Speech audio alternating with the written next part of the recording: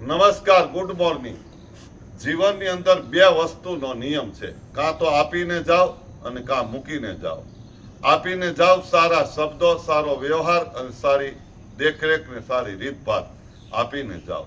મૂકીને જાઓ સારા કર્મ કરો અને સારા લાભ લ્યો. અને આપણે સારા સારા સફળતાના કામ કરીએ, પુણ્યના કામ કરીએ, લોકોને મદદ કરવાનું કામ કરીએ, કોકને કંઈક આપણે આપીએ, મદદ કરીએ. કોઈ પણ ને એવું નથી પૈસા જ આપવાની મદદ કરીએ એવું નથી હોતું. કોઈને સારા શબ્દો આપીએ, કોઈને હિંમત આપીએ, કોઈને કોઈ પણ કામમાં મદદરૂપ થઈએ, એ કંઈક આપ્યું કહેવાય.